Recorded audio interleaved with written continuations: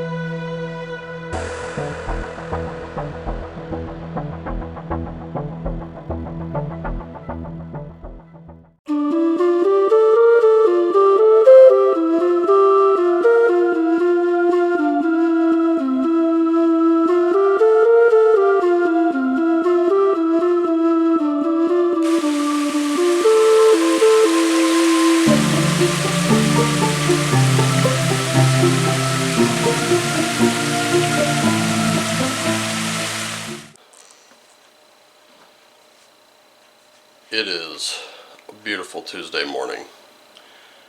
My arm still aches like hell. I'm still feeling a bit run down, but I got a lot to do and shouldn't really waste any time because I have even more to do tomorrow. That should be fun. So, welcome back. It's your boy Raven, and I hope you caught my little series of videos that I just kind of impromptu, little motivational videos, things that tell you certain things, show you certain things, mostly designed to get you to make a resolution to move and to commit to it. It's said that the weak rely on resolution, the strong take action. Well, I disagree to an extent. I think that the strong employ resolution and then take action based on it and commit to it. Those are truly strong people.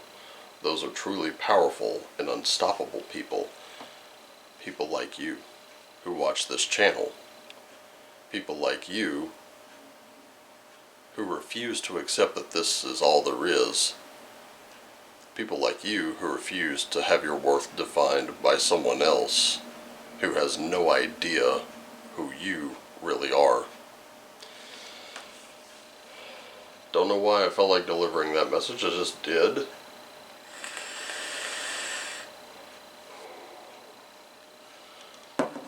And today, our deck is none other than Tarot of the Divine. And it's based on fairy tales, folklore, and deities from around the world. I've often told you fairy tales were important, but don't think I've ever told you why. Fairy tales are important, not because they teach us that dragons exist, but because they teach us that they can be beaten. Handily, at that. And for those about to poo-poo the example of dragons, especially if perhaps you subscribe to a certain religion, I can tell you religions all over the world talk of dragons. All over the world. Christianity talks about dragons. The Eddas talk about dragons. Even Chinese folklore talks about dragons. Just to cite 3 examples.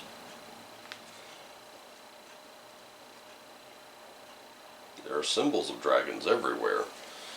But the question is, what will you do to defeat the dragon in your life? To what lengths would you be willing to go? Something tells me we're about to answer that question.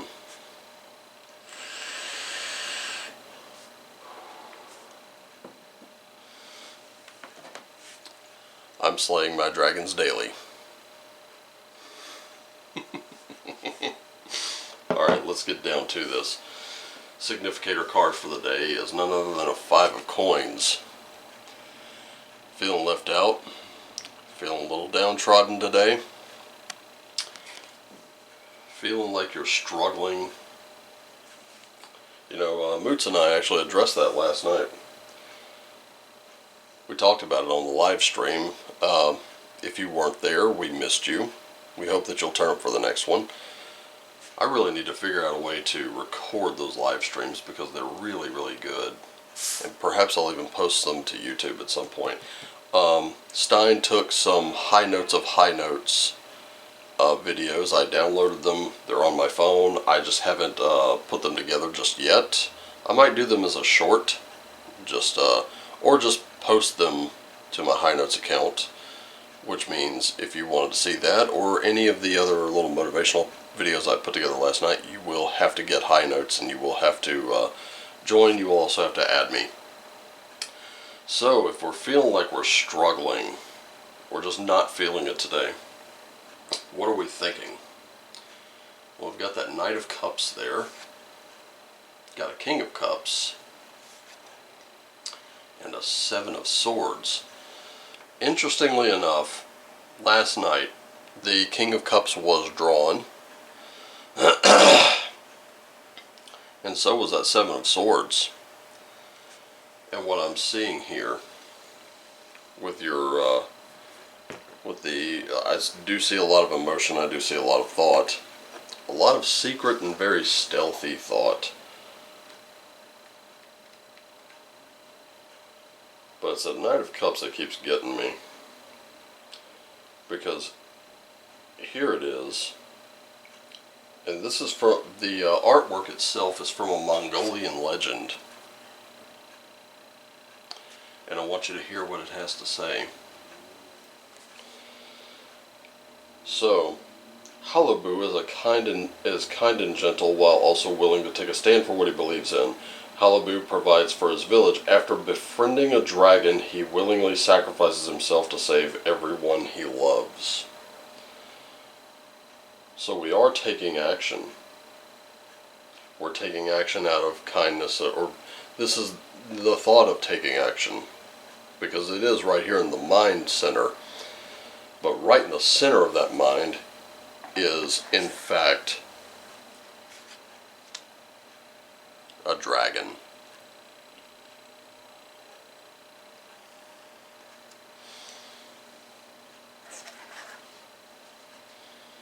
And I wonder if this is the same dragon that Halabu there befriended. In fact, I'm going to look just to see. Turns out this is from a Chinese legend. The King of Cups was once a little boy but has matured into a powerful dragon. He is kind but fiercely protective of those he loves. He's connected to the deep dark waters of the subconscious. He possesses great patience and wisdom. So, we're being called right now to take action to protect others, to protect those we love the most. Because right here, we do have a 7 of Swords.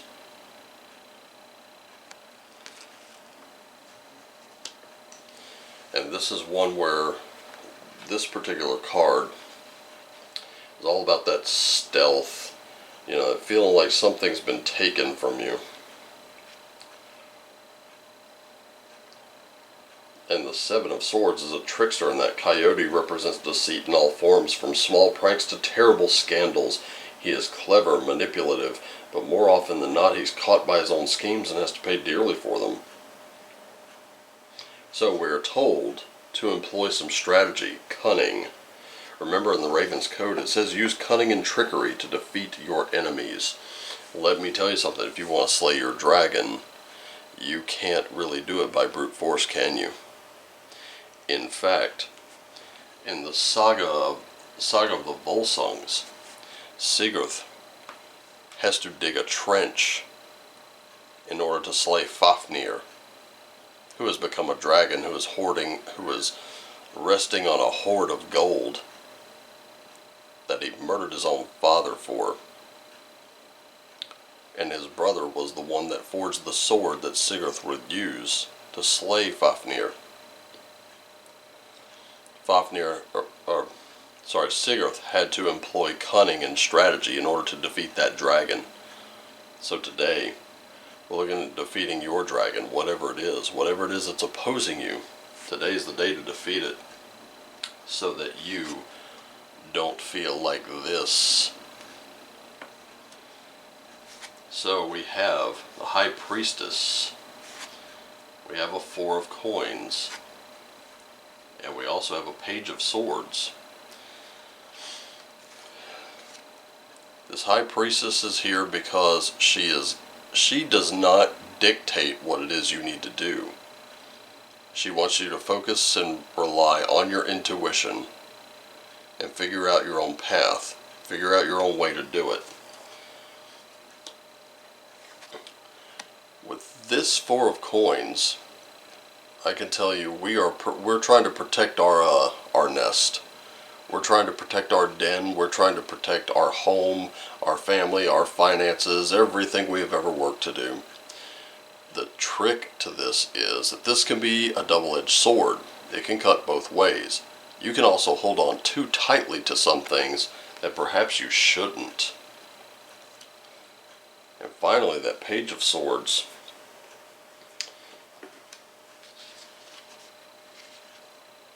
I can't explain why I love the Page of Swords, but the Page of Swords, this is youthful intelligence.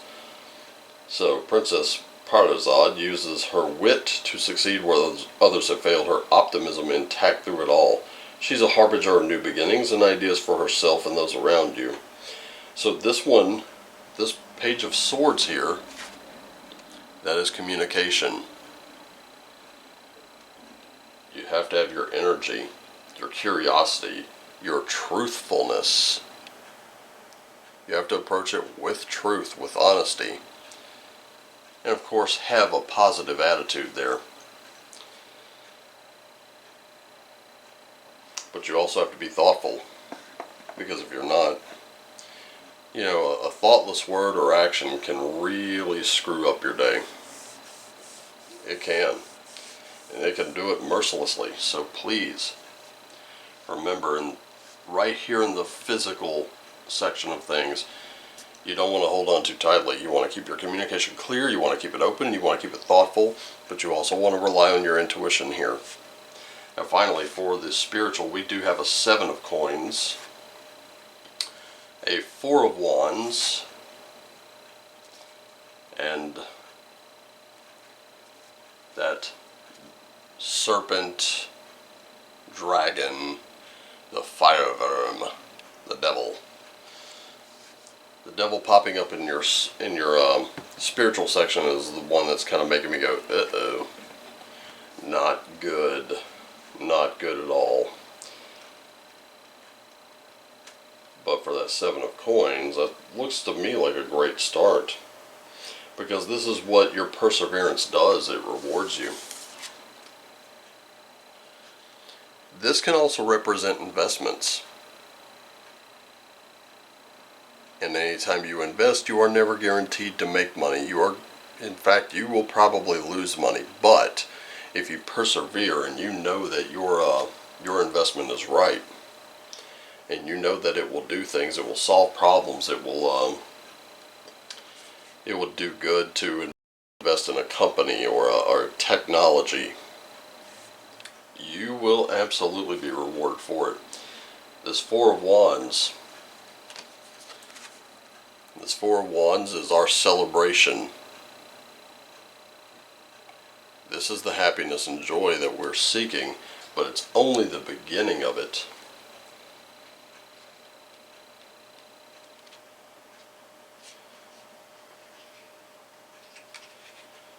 Because this comes from a Sanskrit epic poem.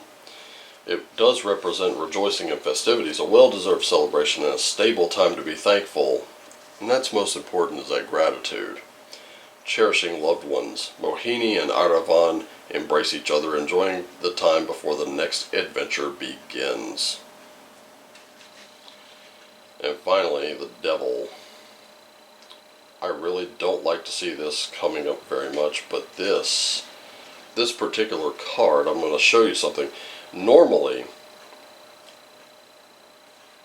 now addiction is a very, very big thing here with this particular card, no matter which one you get, whether it's Raven's Prophecy, Tarot Grand Lux, the Good Tarot, Rider-Waite, Radiant Rider-Waite, any of those. Addiction is a common key element. However, this one is Boitata from Brazilian mythology, and this devil gives into the ego, lusting for unnecessary or harmful things, unwilling to leave negative situations. It is a dragon sitting upon a pile of gold it does not need. Remember the story of Fafnir? There it is again. A person setting a forest on fire for their own gain. So, this also refers to strange experiences. I'm talking about the weirdness here, people. And right now, nationally, we're going through a very strange experience. I know some people on Clouthub are about to lose their shit over this card, but remember what I told you about Fafnir. Fafnir got that gold, turned into a dragon, and pretty much slithered on top of it. He didn't need it. He just wanted it. He desired it. Remember that our desires can actually do us some good. Desire can be a great thing in itself. The problem is when people use it to such a degree that it becomes their singular focus and they start developing that one-track mind toward it. Like everything centers on it. Right? Nothing else will do. There is no compromise. There is no settling. It is all about that one thing.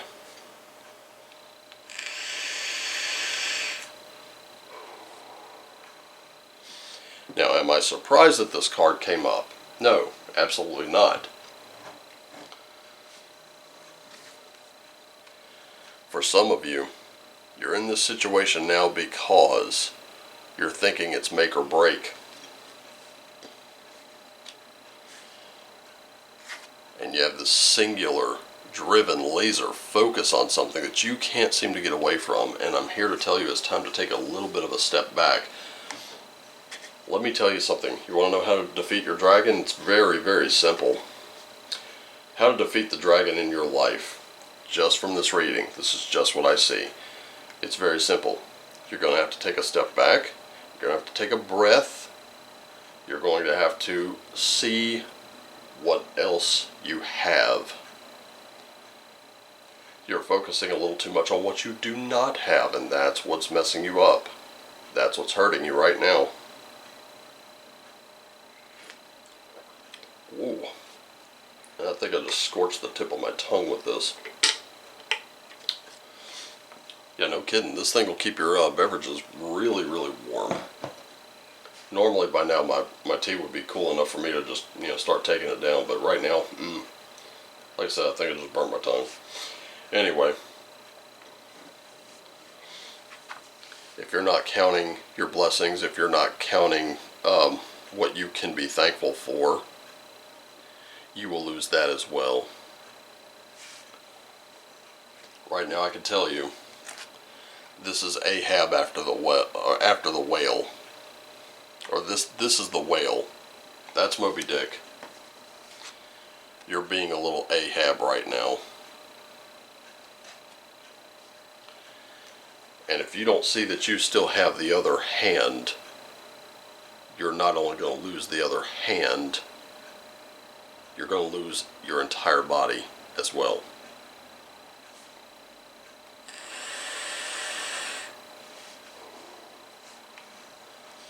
Oh sure, your dragon made off with something that mattered to you. But guess what? Karma is a funny way of acting.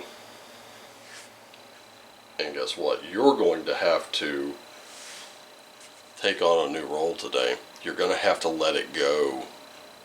Whatever was stolen from you, you have to let it go. Because today's a new day. Today's a new beginning. Time to celebrate what you have before embarking on that next adventure. That's really your outcome. But only if you keep in mind what you currently have and be very, very grateful for it.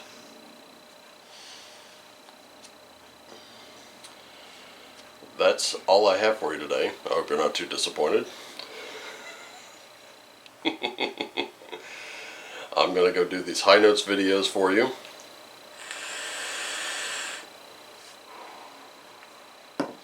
So it is my hope that you will join me, won't you? Anyway, I love you all. Take care of yourselves and each other. Always do what lights you up. And as always, my friends and neighbors, ladies and gentlemen, shine on.